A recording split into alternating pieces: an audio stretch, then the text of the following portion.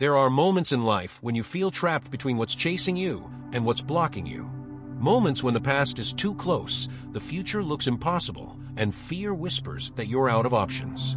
That is exactly where Moses and the people of Israel stood, with the Red Sea in front of them and Pharaoh's army closing in behind.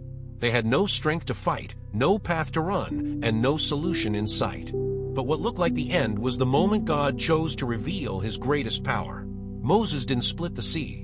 God did. But God asked Moses to raise his staff, an act of faith in a moment of terror. That simple gesture was God's way of showing us something eternal. When you lift what God has placed in your hands, he will move what is too heavy for you.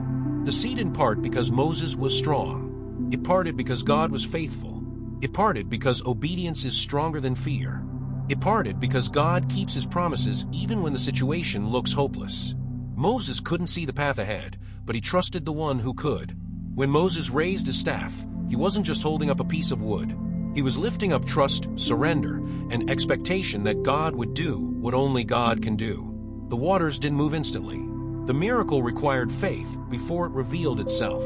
But then, the sea split wide open. Walls of water rose on both sides.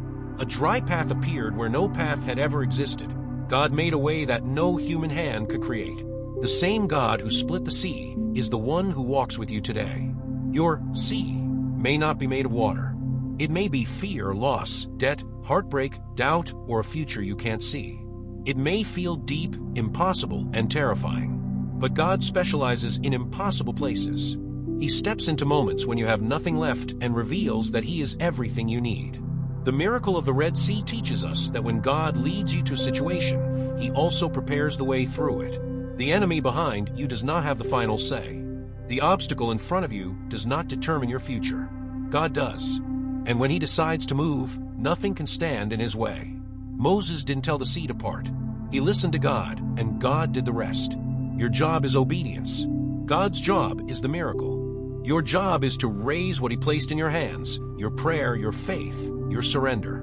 God's job is to open the sea. When Moses raised his staff, it looked foolish to anyone who didn't know God.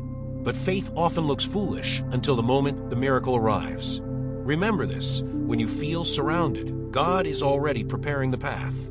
When you feel trapped, God is getting ready to split something wide open. And when you lift your faith, even in fear, God will move the waters. He did it then. He can do it now.